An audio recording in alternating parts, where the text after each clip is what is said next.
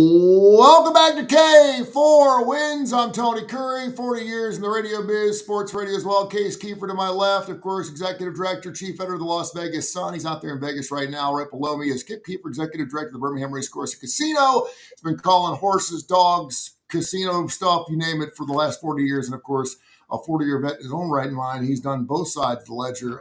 Kai Gregory, and together we make our Kai. Well, it's funny because we couldn't find a fifth K, or else we would have made it 5K or 4K, but 4 is enough. K4Wins. K4 more than enough. Yeah, on TV. It really is. K4Wins.com. K4Wins.com. Worthless, useless Tony Curry trivia right off the top. What college football team, FBS team, has the most losses all time? Well, Indiana has the second most. Yeah, Indiana just got moved Northwestern. Northwest, that is correct. And if you AI it, they still have Indiana number 1 with 715 losses.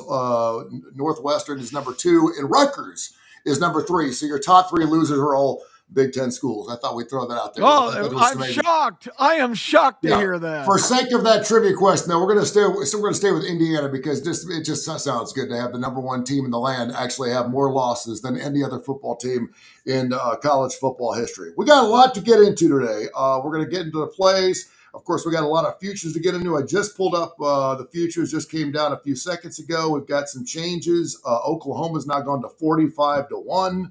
Alabama, Miami, Ole Miss, all 22-1. Correct me if I'm wrong. I'm just looking at the latest here. James Madison was 900-1. They're now down 700-1. Tulane 750-1. And right now your shortest odds are Ohio State at 220 and Indiana 290, so 2.21 to 1, if you will, or 2.2 to 1, and then Georgia and then Texas Tech round out the top 4. What are you seeing on the big board out there, Case, as far as the movers and grinders, and what are some people? Does not surprise me. Alabama's 22-1. I know a lot of Bama fans will absolutely love that because I can't remember the last time Alabama was 22-1 for a national title. It sounds like a pretty good buy for them. Yeah, you got it basically right. I mean, the futures boards are going to be a lot different no matter where you look, kind of different than the point spreads. Usually, you might find a place that's a half point off or whatever, but futures going to be more based on liability, and it really depends on the clientele. If you're at a sharper book or one taking recreational money, I probably have I'd say probably the second sharpest book in Vegas right now when you said it at the Superbook, and they basically had the same order you said, but some subtle differences, like Alabama's 25. Ohio State and Indiana are basically co-favorites. Ohio State's 240, Indiana 260. I don't know if there's a ton of action in the futures market this time of year, maybe recreationally, but I think the people that are betting a little more, myself included, not that I'm betting the most, but have kind of been doing this all year, and now you're using it more as a hedging vehicle or filling out your portfolio. But yeah, in general, you had the right order. All right, I want to do a little fun here. We did this with Kip yesterday, and I thought it was really, really amazing. We went through all 12 teams. They're in the playoffs, and I asked Kip which ones actually have a shot at winning a national title. And you can pick as many as you want. You can pick 9 or 10 teams if you want. But when I say these names of these teams, do you actually think they have a shot at a national title? We'll go with both of you as you chime in. James Madison. No. Tulane. No. Miami. No. I still will say very slight yes. Just the path almost makes me want to say no. If they had a different path, I would be a strong yes. But they're going to have to beat Ohio State, Georgia, Texas A&M, and then that's before the championship game. So I'll say very slight yes. Very slight yes. Alabama. No. Shouldn't be in. Oklahoma. No.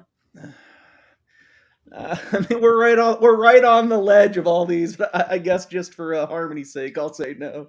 You're going to say no? Yeah, I'll say no. Say yes as many as you want. I don't care. But if you don't think they can win, don't say yes. If you don't think they can win, but to me, this is like, should they be in the Rock and Roll Hall of Fame or should they be in the Hall of Fame? If you have to think about it, you can make an argument they can be. I'm always like, it's either yes or no right at the top. When someone says, hold on, if Oklahoma loses to Alabama, do they get a redo also? Because they beat them once, so do they get an automatic redo for losing? They can go play with Notre Dame in the NIT. A&M. Yes. No. Yes. Okay. Ole Miss. No. Oregon. No. Yes. Texas Tech. No. Yes. Wow. I mean, Kai should be betting the futures market. He's have like 3 teams. Just bet 3 teams. If one of the 3 wins, you're golden. I will go that Texas Tech, they've got a shot, but they've got to be 100% healthy all the way through. So is that a yes? Cannot have an injury. Is that a yes or a no? Yeah, I'm going to go yes. I'm going to say yes for the top 4. How weak is that? Okay, so Georgia? Yes. Yes, and then Ohio State? Yes. And then Indiana? Yes. Okay, it's interesting because Kip came with Indiana, Georgia, Texas Tech, and Miami. I would have to go with Indiana. I would have to go with Georgia. I would have to go with Ohio State. I would have to go with Texas Tech. And I'd have to throw Oregon in there just because I like Dan Lanning. I just love the guy. So the top 5 seeds, you would say, can. I would say top 5. I mean, I know Bama fans are going to say, well, hell yeah, we've got a shot. I mean, everyone has a shot, but they really don't. And I think now with if you're in the 12 teams, you got a shot, but that doesn't mean but not really. No, but I love the fact that Kip went with Miami because I do think I don't know if we're going to have an 11 or 12 seed. Like if we're looking at this like March Madness, where we're going to have a team that actually runs off 4 or 5 victories. Obviously, not to win that many in a 12 team format. I get that, but I don't know if we're going to have any small teams like a James Madison actually win a couple of games and disrupt the entire thing. No way. It's just when you're playing with 5 guys, you can have a really off night and lose a basketball game. James Madison could beat a Kansas or Kentucky on a basketball court. But in football, when you got 22 guys in it and it has 3 different facets to it, I don't see it happening. So I do think it's going to be interesting when we go to 16. Case, I asked you to do a little homework before we get into some plays. I want you to give me Vegas's top 12. And what I mean by that is I want you to give me the best 12 teams in Vegas based on who would be favored over who. So first of all, I want to ask you, are there any teams outside the top 12? Yeah, you think? Maybe the best team in the nation's not in the playoffs. Yeah, about 300 teams would be favored over James Madison and Tulane. So I got that. But give me the top 12 teams according to Las Vegas, and if you had them head-to-head, because I think this is way we should be picking the games. I can't wait to hear this. Go. Okay, a few disclaimers. One, this is not mine, so don't yell at me. I know this is a very contentious topic right now. I've seen tons of people get very mad about it. 2, while I do think there's value in the odds and the odds makers, and maybe they should have a little bit of a handle on this, there are misaligned incentives here. The odds makers are trying to make the best number possible to print the most action to therefore have the highest hold. Whereas there's got to be something about what you do on the field. There's teams that there's one team that's definitely not in the top 12 that's easily in the field, and I agree should be in the field because they won the number of games. That doesn't mean that going forward predictively they're like some juggernaut. And I know I don't know. So I guess I'll just get to it. I know this is going to make everyone mad. There's 3 teams that are in a tier of their own right now as far as betting, would be a favorite over everyone by at least a field goal, and against each other, they're going to be 3 or less against each other. That's Ohio State, Indiana, and Notre Dame. You can be mad about it. That's just the bottom line. I think we all agree. Huh? I think we all agree. So that's why I'm so frustrated with the process. Is every other year I've defended the committee. I thought we've gotten teams, as much as 2 years ago is still one that I understand the Florida State frustration. I still think I would do the same thing in the position because at least Alabama had a chance to win the national. And it was 4 teams. I keep saying that over and over. It's completely different than it is now. I mean, you undoubtedly, and I know people hate Notre Dame and they kind of did it to themselves by refusing to join a conference. There's just no way. I mean, they're probably a 2.5 point dog to Ohio State right now, who's been the top power rated team ever since the beginning of last year's playoffs. Yep. So anyway, next tier, teams that still definitely have a choice, a chance. I think right now Georgia would be favored over everyone else. However, and I know at least maybe maybe it's Kip and Tony. A lot of you guys don't like this team. I just Oregon at full health is right there with Georgia. Yeah, Oregon's going to be favorite. I got Oregon as I think they have a shot at winning the national title. Georgia, Oregon, Texas Tech is right there as well. The Texas Tech Oregon line, assuming we get that game, which I'm almost sure we will, is going to be absolutely fascinating because I honestly think right now it would open like a pick. I know I say the same thing about Oregon every week, but they have the biggest injury list in college football. They had almost $10 million worth of NIL out their last 2 games. They still cruise. There's a lot of rumblings that some of these guys could be back for the playoff. Now you get James Madison. I'd probably even hold him out that game. If they get some guys back against Texas Tech, there's going to be people scratching their heads saying, well, how is Oregon such a big favorite? How are they a field goal favorite over Texas Tech? I mean, they've had everyone hurt, and they've still rolled. So I think at full strength, Oregon would be ahead of Texas Tech. Right now, it's kind of a coin flip. I would also put Texas A&M in that tier. That's the clear top 7. To me, Miami a little bit behind Texas A&M. You've seen the line. What is it? 3.5, 4 now. So that's saying Texas A&M is a very slightly better team on a neutral field. Obviously, they're at home, so Miami's right there at 8. I think that's a clear top 8. Surprisingly, Alabama and Oklahoma, I think, are clearly the next 2. I mean, it's a pick'em game at Oklahoma. These are just betting market ratings again, not necessarily my opinion. Sure, next, I think pretty clearly, based on what the betting market's done and the results, Vanderbilt would be 11 now. Of course, not in the playoff. 12 is where you have a really tough time because there's some weird things going on, but all these teams would be about pick 'em to each other. That is I think as of right now, the next teams are Utah, Iowa, and Texas. However, you could argue Ole Miss belongs in the group, but I'm telling you right now, Ole Miss is rated very lowly by the betting market all year. Now they lost their coach. I've seen some quotes from some odds makers I really respect. It said that's going to be worth 1.5.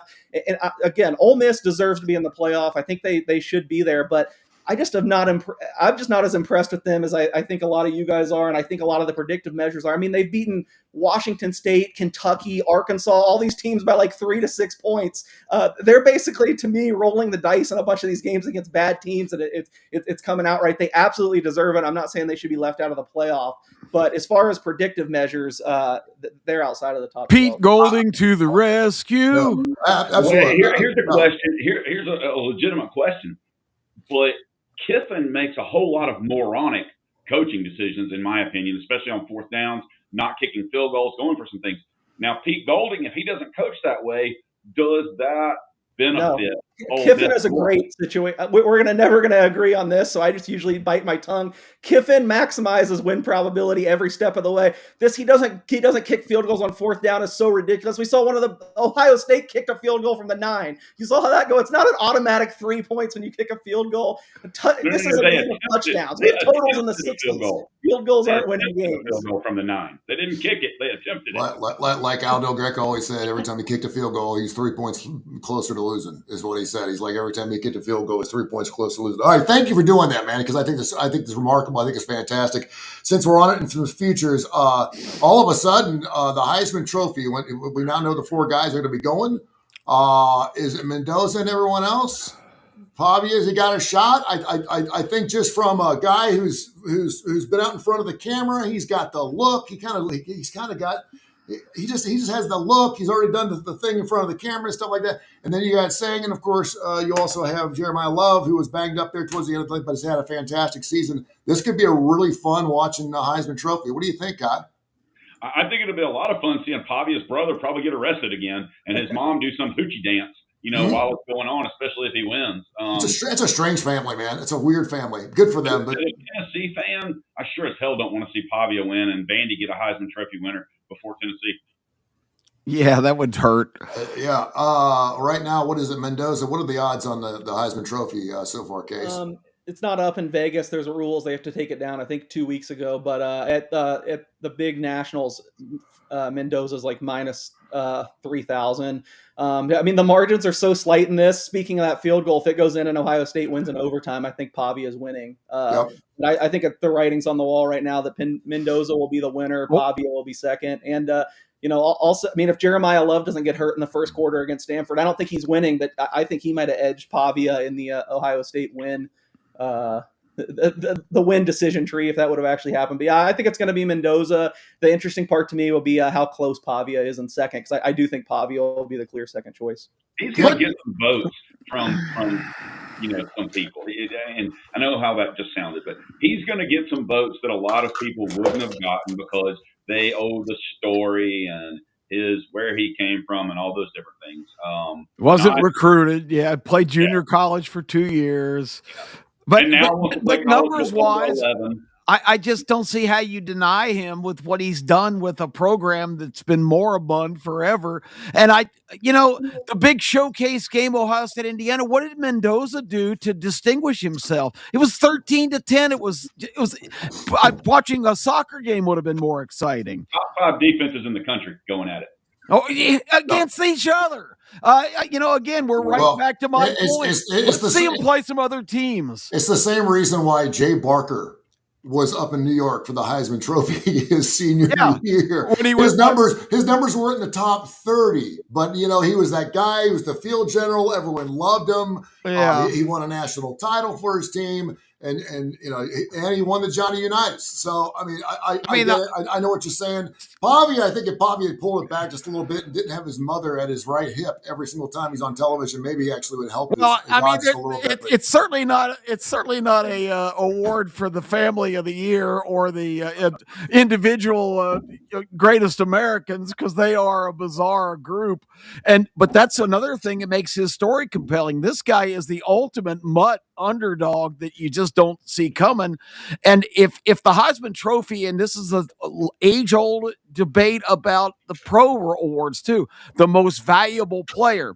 If it's the most valuable player is the Heisman Trophy or the best player, nobody made a bigger difference to their team than Diego Pavia did at Vanderbilt, because with just a run-of-the-mill quarterback, which they usually have or less, Vanderbilt's a 500 team this year. I'm absolutely convinced of that. But I'm also, despite the fact that he didn't have a lot of great numbers, I don't know if I'd want any other quarterback playing Ohio State this past weekend in Mendoza. I think what is Mendoza?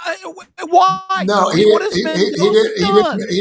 played within himself. He didn't make a lot of mistakes. He didn't put his team in jeopardy. Okay, give him the award for best player in the country. He didn't make a lot of mistakes. He did whatever it took to win the football game for his team. And that's all he can. His big moment the last throw was sensational, and Ohio State's given up less than 100 points all year. You can argue, was Diego Pavia going to do any bit better? You're talking about numbers. Mendoza's blow him away. If Diego Pavia is Indiana's quarterback, I bet he would have done better. No way. No way. No.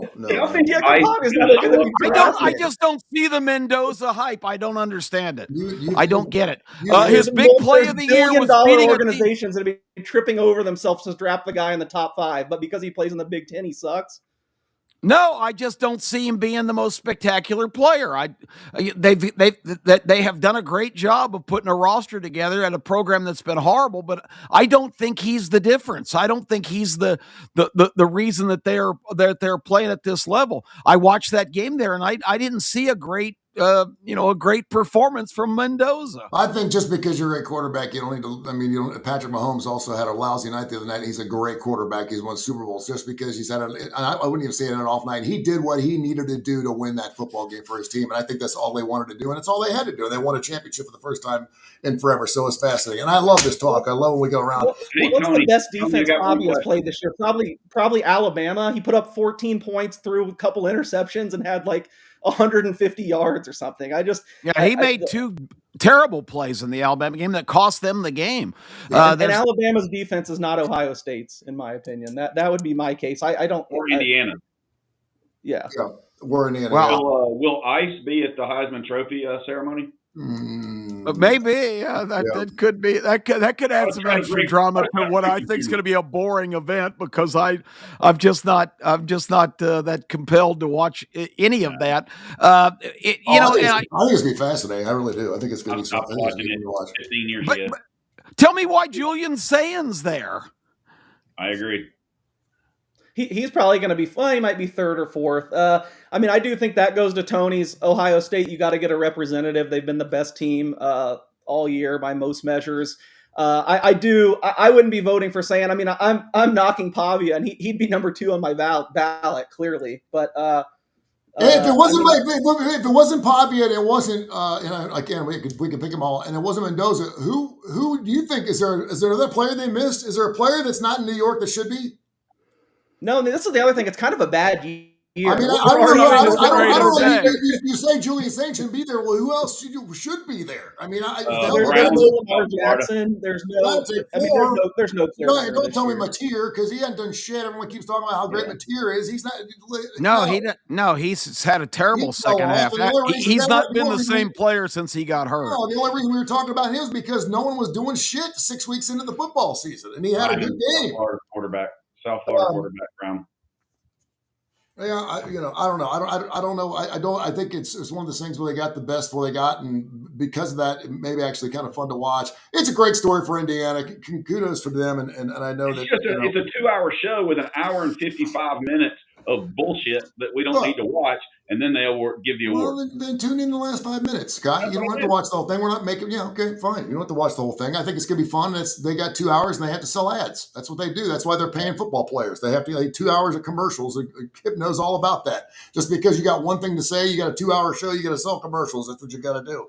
All right, let's get into some lines. Army Navy this weekend. Navy 6 and 37.5. We mentioned the fact that the last three have actually gone over that total. And we all kind of liked Navy right here, but I think that line opened up like a 4.5, something like that. And of course, you've got a kid in the forces, my friend, and thank you for having a family. And we love having a family member in the forces on our show here at K4Wins. But what's your thoughts on Army Navy, Scott? It's going to be awesome because Dalton actually is getting on leave Friday, so he'll be here Saturday, and so we'll get to watch that game. So that'll be good. He's going to be home for about 2 weeks before he goes to he's going to Japan. I can say that. It's not like that's a war. You just broke CIA regulations. Probably so. I jumped on it at 4.5 and actually bought it down to 4. Now it's at 6, and I actually saw 6.5 this morning on one of the sites I look at. I don't know if Case is seeing that anywhere, but I love Navy in the situation. I just think it's another kind of big win. Actually, I think Navy probably wins. And in this game, a 10-point win is a big win. So I think they cover and win by at least 10. Cash, your thoughts? Well, we got a big middle. I know sounded like I was leaning the Navy way when we talked about it last week, but I forget this game's always in a neutral site, so I was kind of doing those calculations quick in my mind with Navy home field advantage. When I actually made the number yesterday, I came out to 4.5, and there was a lot of Navy action yesterday. Still a little 6.5, but I bet Army +7 -20 yesterday. It popped up at a sports book here. I just it might be different this year because both offenses are a little bit better. Navy can throw. They've got a superstar at quarterback, but it still just has me, tough getting out of my head that this game's probably going to be played in like the 30s, maybe the 40s. And when you're getting a full 7 with a game like that, and it's the only game on the board, it's not like it's some huge edge for me, but I just thought 7 was a little too much. So I went Army +7 -20. I think 6.5 might still be fine. Little sketchy, anything below that. So hopefully it's a good game and lands like a 6-point win, and both Kai and I win. We do have one of the game actually that evening. We got the LA Bowl between Washington and Boise State that evening, which is kind of funky and I hate that because I think Army Navy Day should be Army Navy Day. I think it should be all Army Navy. Yeah. And we shouldn't have another football game that day. I'm not sure what the thought is on that, but Boise State and Washington right now giving up 9.5 over under 51.5. Kip, what's your thoughts on those two games coming up Saturday? I know my son, this is brutal time of the year for him because he loves college football so much. And he's like called me last night and he was actually in tears. I said, son, it's okay. We still got bowl season, but he just loves. And I know how much you love watching sports with your sons and your grandsons. I know how much you love going out to Vegas and seeing your boy and seeing his sons and everything and how important it is. And so my son feels the same way. He just wants to get home and watch football with his old man. And I love that. But with two games on Saturday, I'll have my head in front of the TV. I always like the pageantry of the Army-Navy game. I'm kind of a patriotic guy, and it's the scenery and the guys marching in and the enthusiasm for that game. I mean, if you don't like that, you don't have a pulse. So I always enjoy watching that game, and I love the competitiveness of it.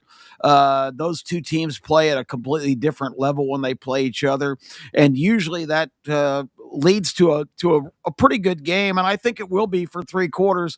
But I just think Navy, to me, looks like such a better complete team, and the extra element of discovering what their peers in the military discovered, that you can have an aerial war, not just a ground war, really gives Navy the edge here. I think they're so much more adept at going up top that and their quarterback has been great, and they've got a team that they were competitive for the American Athletic Conference title. Tulane, the champion, is in the playoffs, so that's pretty good too.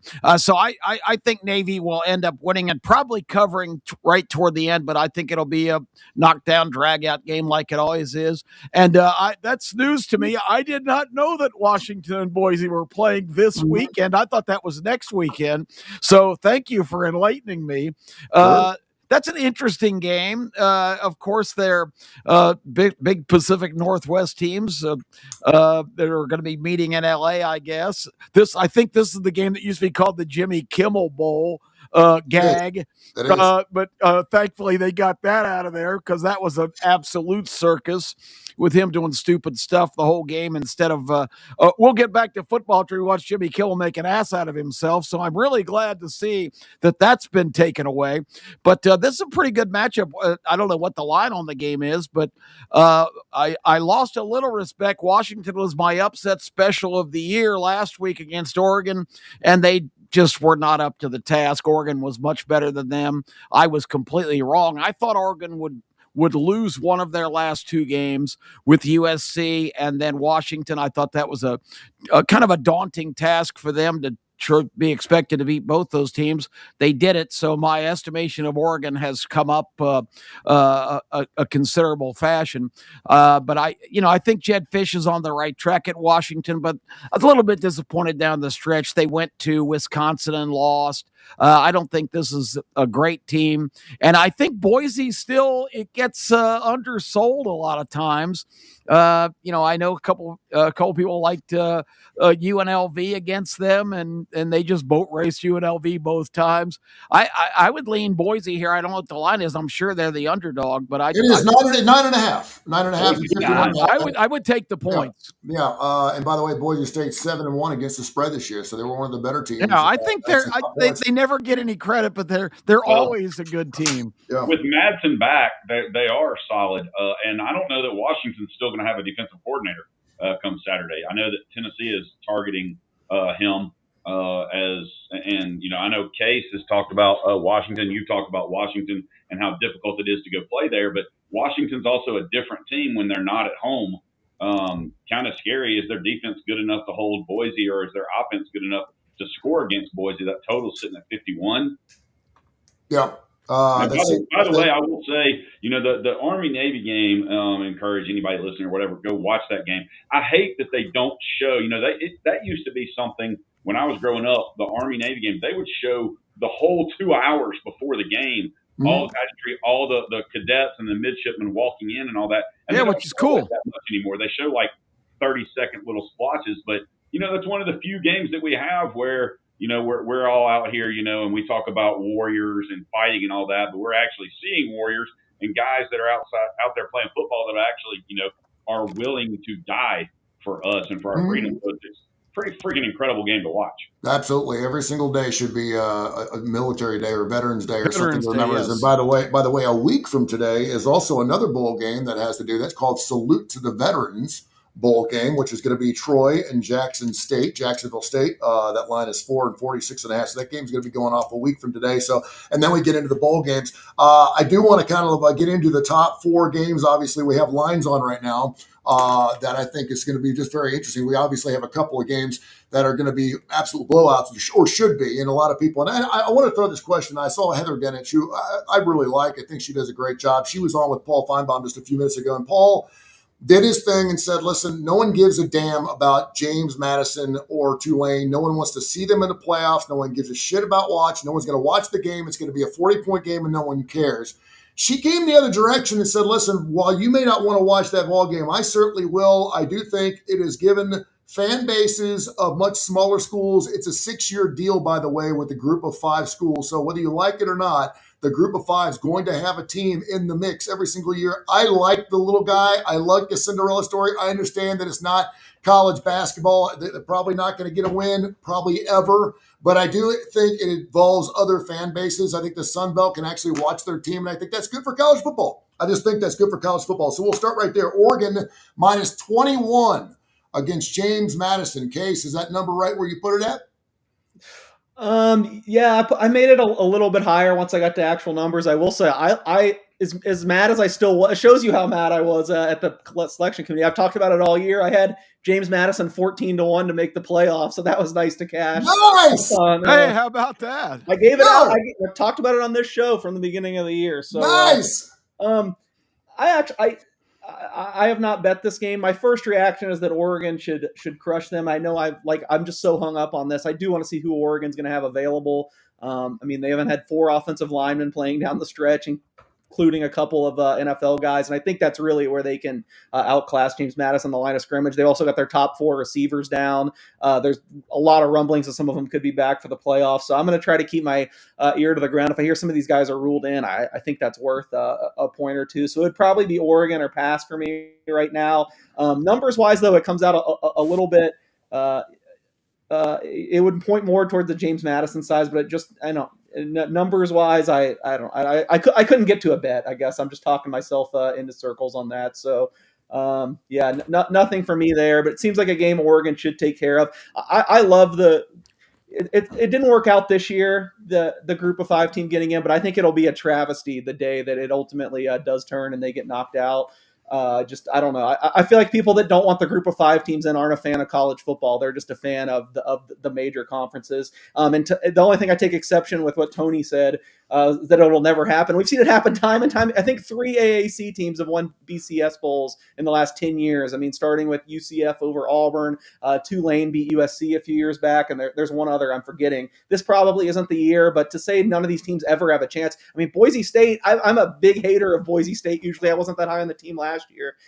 If they got to play in the first round, I think they would have had a chance to have a win. So I still think that niche should be carved out, even though if this isn't necessarily the year, I give one of them a chance.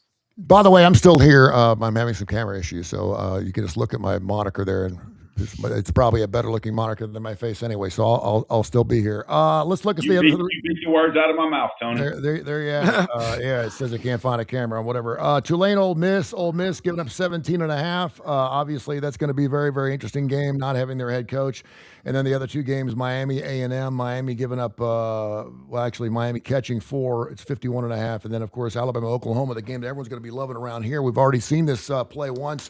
And let's take it to Kip Kiefer, who knows all about the SEC. Can Alabama get beaten twice by Oklahoma, a team that's already beaten them twice the last 2 years? They can be. I don't know if they will be, because this is I was complaining about the Indiana-Ohio State game. This might be worse. This might be 9-7. Both these offenses are just going nowhere right now. It's astounding to look at the lack of production. Both teams are kind of mirror images of each other. Their quarterbacks were playing at a high level early in the year. Mateer, we know, broke his thumb. Ty Simpson's spirit is broken. The guy is a deer in headlights right now. He's just shell-shocked. He's sliding 5 yards behind the line to avoid getting hit. The guy is really just fragile now, and both those guys were in the Heisman Trophy discussion earlier in the year and have completely fallen out of it. I just think this is going to be just a brutal defensive battle, and it's not even so much the defenses are great on both sides. They're both very good defenses, but I think both the offenses are so inept. I think this game can go either way, and I think Alabama's fortunate to draw Oklahoma in the first round, even though Oklahoma's beaten them twice in a row, because I think Alabama against any team that can put up points would be in big trouble, because if you're just completely one-dimensional, and I don't know what Jam Miller's status is, but I don't imagine he's going to be ready to play just next week. To me, with no running game whatsoever, you see the formula now against Alabama for every team: bring the house, bring everybody you can, because they can't hurt you on the ground. You don't have to. Your linebackers can just be pass rushers, and Alabama has not adjusted to that. There's a lot of blowback here in Alabama about the inability of Grubb and DeBoer to come up with an offensive scheme to compensate for what is happening in terms of their deficiencies right now, because they just keep hanging their hat on the same approach. And Ty Simpson just doesn't have time to operate and doesn't have any stomach for running for his life. So I think that game's a real toss-up. And yes, Alabama can win, and Oklahoma certainly can grind out a win, as we've seen in the game in Tuscaloosa, where Alabama really was complicit with 3 big turnovers and 1 long punt return that set up another score. It's going to be that kind of game again, I'm pretty convinced. Yeah, that over-under is 40.5, which is really, really low for any Alabama game, period. I haven't seen a 40.5 for Alabama in a long time, and that just kind of goes to show that it's probably going to be one of those ugly ball games. I'll be honest with you, I got a lot of Alabama friends, as a lot of people down here do. It's the last thing they want to do is see Oklahoma again, because they know that offense does not look good against Oklahoma. They can't find a running game, -3 yards overall. And you mentioned Jam Miller, who actually averaged 5.5 yards a carry against Auburn. He actually gave them some room, and we saw early in that ballgame when Bama got up 17-0 what that offense could look like when they find a running game. I mean, but you're right. They've got to do, whether it's Grubb, they got to do something with some misdirection or something, offensively speaking, because they can't put everything on Ty, because they're going to lose again. They're not going to be able to score. Case, your thoughts?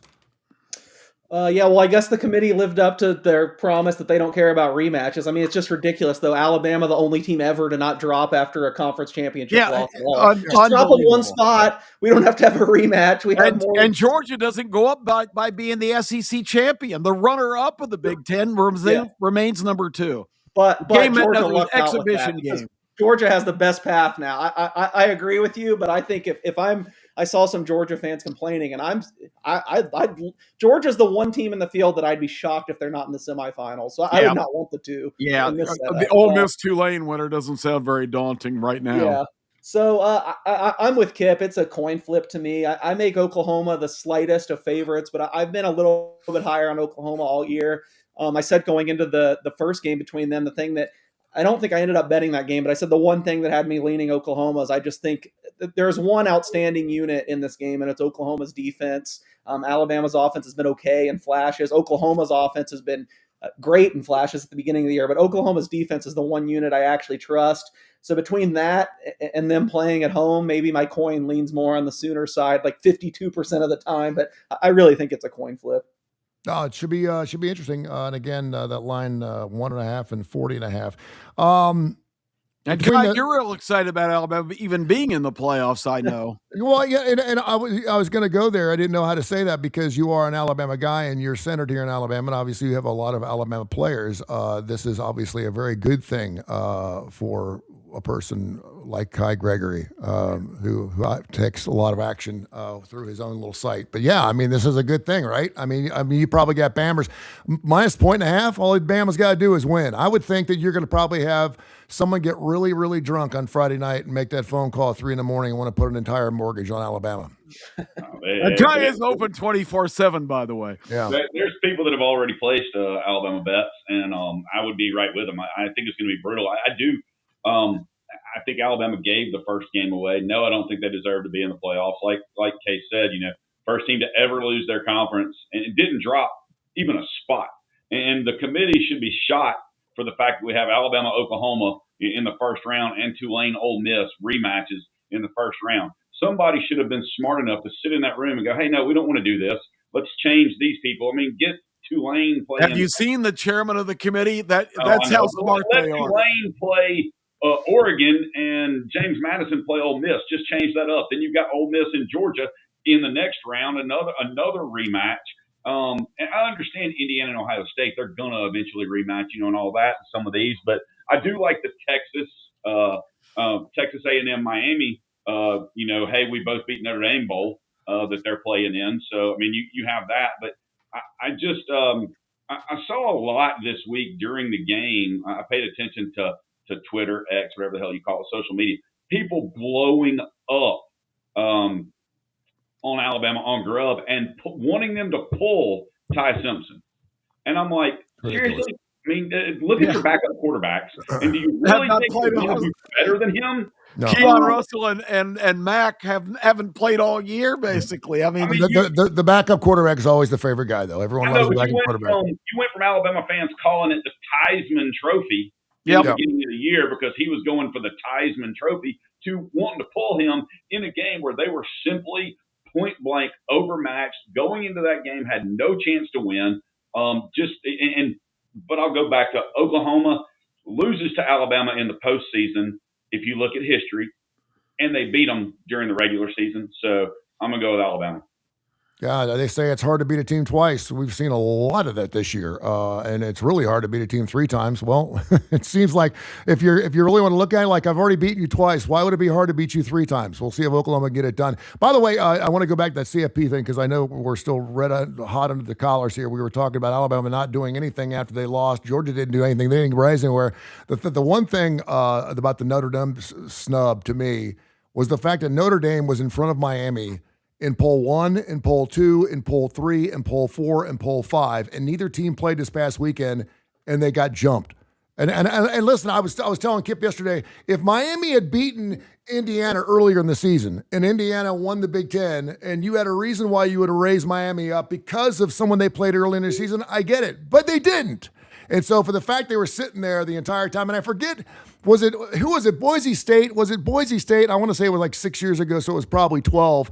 But they sat there, they were in the top 4 all year long until the final poll came out and they moved them to number 5. Well, let me say this, Tony. Let me say this. If we talked about it last week on the show, when the numbers moved in Vegas last week and Alabama all of a sudden became a prohibitive favorite before the SEC championship game to make the playoff, and the odds on Notre Dame went up to, I think, to plus 400 or something.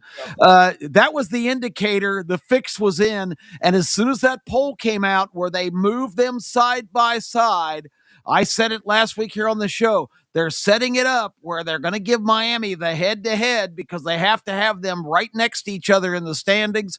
And by moving Alabama up, that pretty much ensured Alabama was going to get in. You could see it coming. This committee was not concerned about putting the best teams in. They were concerned about playing political games to justify what they ultimately were going to do. You're right. Because I'm still no one can give me an answer why Notre Dame's not in this. I mean, there's no. If they're not one of the 12 best teams, I'm a Iranian fighter pilot. Even Alabama fans are like kind of laughing this one off, going, yeah, we have won 55 national championships. I guess that's why we put us in.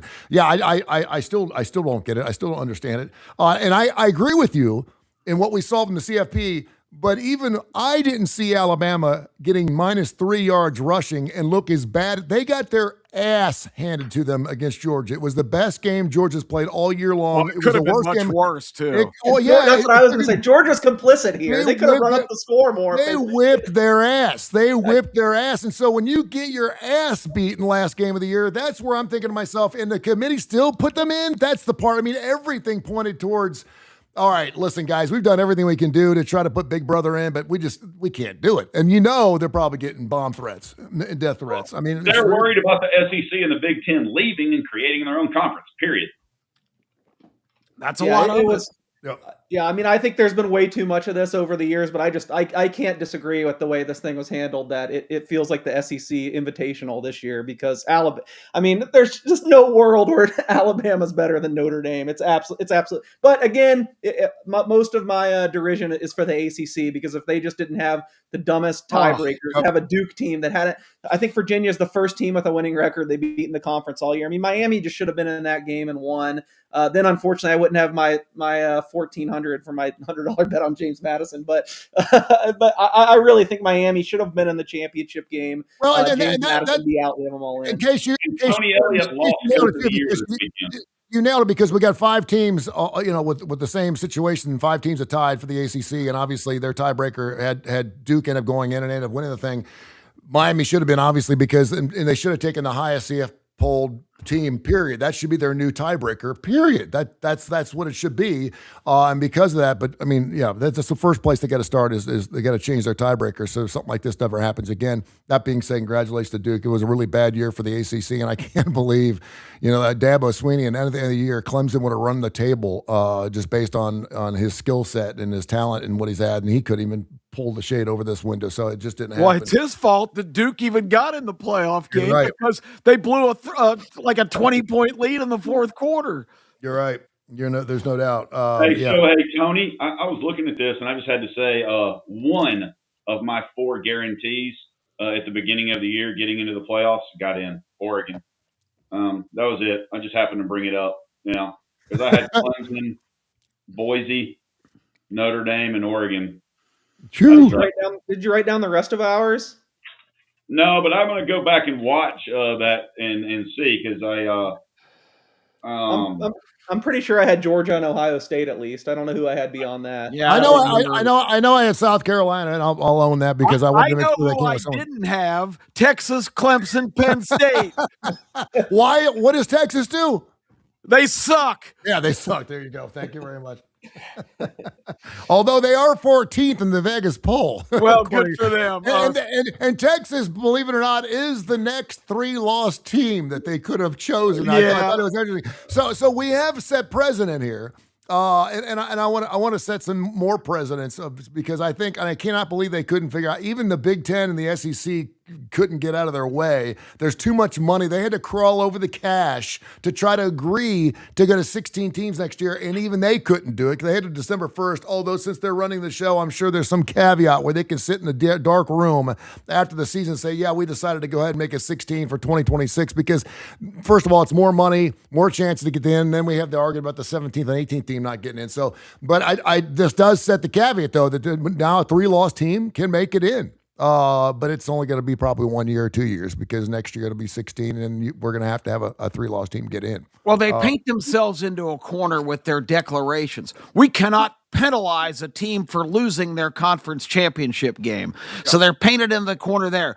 The number one criteria head-to-head. Notre Dame, clearly a better team, but gets down into a tie with Miami, and it's broken by the head-to-head result from week number 1. Yeah. I mean, you're not going to get penalized for having a conference championship, but everyone's penalizing Notre Dame for not having it being a championship. Yeah. And so you telling me that it used to be body of work. What else does Notre Dame have to do? They beat everybody by 30 points from that point on, including USC and Pitt. So if you're telling me that if Notre Dame played this weekend and lost, they'd have a better shot at making it into the playoffs at 10-3 than 10-2 and not playing. Apparently that's correct. Is that what you're telling me? I mean, because that's if you make your conference championship game, you're basically guaranteed a spot. No matter what. Alabama could have lost 56-3 and they'd have been in. Let me ask you something. And I heard Kalen DeBoer, I heard Ryan Day say this after poor Ryan Day. He finally beats Michigan, then he can't win the Big Ten. He just can't seem to win it all. But he's keeping Grecian formula in business, no doubt. And that beard is as black as everything. He does not dye his hair. Right. What does this say about conferences? Because conferences, coaches will always say, "Hey, listen, when I got here, it was all day long. I don't care if Auburn goes 1-11, as long as that victory is against Alabama. I don't give a shit about that." Now, this is when we had the UPI and the AP, and we had split national championships, and USA Today wasn't even in existence. We don't care if we lose every game by 100, as long as we beat Alabama. And you saw that to an extent, obviously, in the Iron Bowl this past weekend, just how important that game is because we are grown up here in the state. It's the best bowl game of all time. It's the best rivalry of all time. You can sit there and talk about Ohio State, Michigan all you want, but there's nothing even close. But these kids are born with, the bib on that either says Auburn or Alabama on. I mean, they live their entire lives and they get a chance to prove it on a football field. And now all of a sudden, you're telling me that you can lose a title in your conference like Ohio State did, and the Ohio State fans will look the other way as long as you bring home the big natty, and that's what they did last season. So where are conferences in this new look college football thing we got? Do we really care? Or should we just go 32 team conferences and just take the top 2 teams? What do you guys think? Because I think things are about ready to change. I don't know. I wish I had said something to say. I just Just the conference championship games are just in such an odd spot right now because Yeah. I still like the conferences, the idea of a conference champion, especially because I think it does still really matter unless it's the SEC and the Big Ten. I mean, those two teams we've been shown are now always going to get in no matter what format. So I do think it matters in the rest, but just the conference championship games are just kind of a waste of time. I mean, they're just those two are just exhibitions. I mean, nothing that happened. Nothing. I mean, Alabama probably should have just sat their starters and had some rest because they could have lost 56-3, like you said, and still be in. And even Indiana, Ohio State didn't really change anything. I mean, Indiana got the 1 seed, but is that even, who knows? The rest of the teams are so bunched up together. It's like, I don't, it just seems like that there was nothing really on the line, at least for the Big Two. And I don't know, it's kind of disappointing, but I guess it's just the cost of doing business now. That flip up top just tells you if you're Indiana, as far as the 1 seed, would you rather play Georgia or Texas Tech in the semifinals if it goes by hierarchy? That's literally all it did for that team. Mm-hmm. Yeah. Well, and to answer Tony's question, the Sankey sellout of getting the SEC to go to 9 games next year in conference is the first indicator that he is basically joined at the hip with Tony Petitti. The move is on. The Big Ten and SEC will eventually, maybe even in the couple of coming years, break away and form NFL 2 because the television networks, Petitti, a former Fox executive, they're calling the shots here, and that is the grand plan, to have one big grand Saturday NFL model of a super conference, maybe a couple teams, the better teams from the ACC or the Big 12, maybe a couple of those will slither into the mix, but you're going to get one super conference, and all of this, concern for all these little schools, they're on a different level. And it's just the nature of the game. TV is driving this. The big money interests are driving it.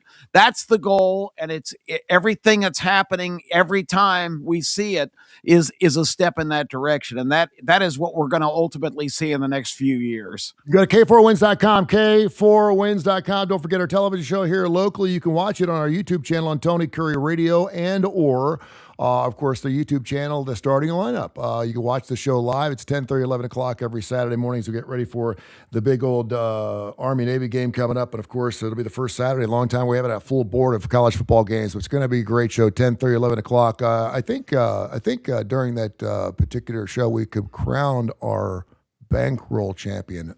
I just want to say Texas Tech giving up the 12.5 was a nice little play there by Tone the Bone. I just wanted to bring that up. I'm not sure where that put me in the standings on our bankroll contest, but I just wanted to bring up the fact that I did end up hitting my bet this past week.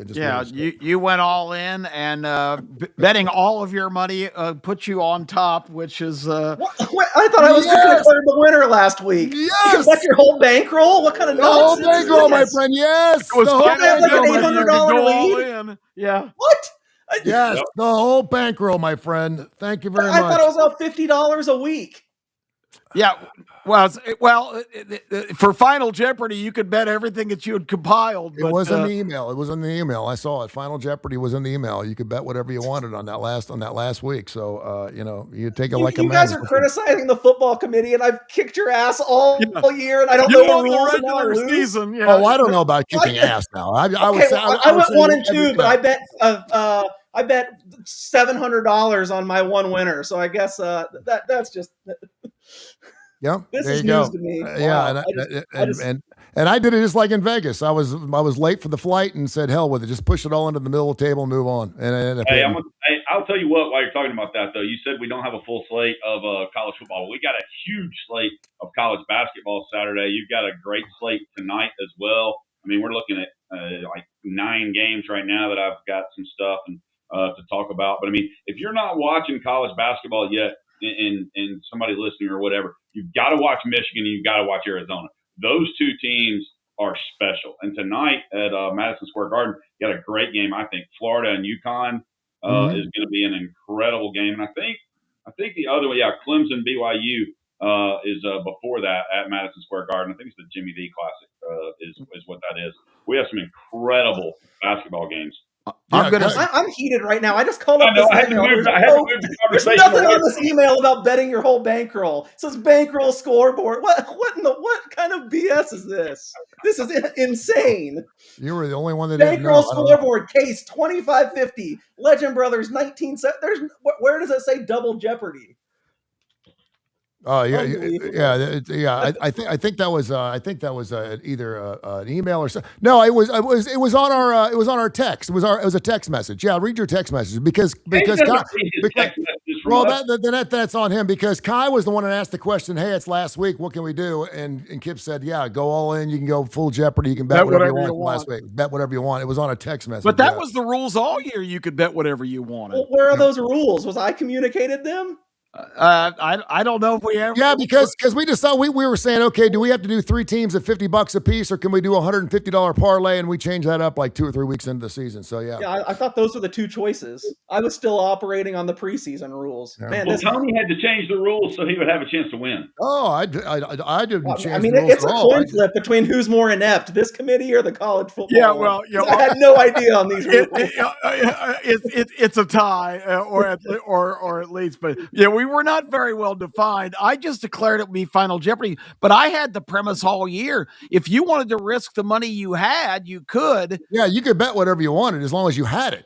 Because he was putting another 150 in your coffers every week. But instead of if you bet the 150 and lost all your money that week, it didn't affect what you'd already earned. You just lost the 150. But during the season, if you wanted to up that and bet 300 a game, if you had the money, you had the right to do that. But that was going to come out then. That would be deducted from your total, but nobody opted to do that all year. So yeah, some sketchy details there. That wasn't sketchy for me. Sounded pretty good. I didn't know I could do that, but also my other point of contention is last week on the show, Tony said something about how I won the contest. Yeah, because he said nobody's going to catch case. Yeah, but he managed to go all in. And I didn't because I didn't know if we were still going another week or not. I thought that was the final week, and then I thought, well, no, we got conference championship, and that's when I found out about Final Jeopardy. So I go, okay, good. That's well. I'm like Notre Dame. I'm not conceding, and I'm not participating. That's right. Well, you're the regular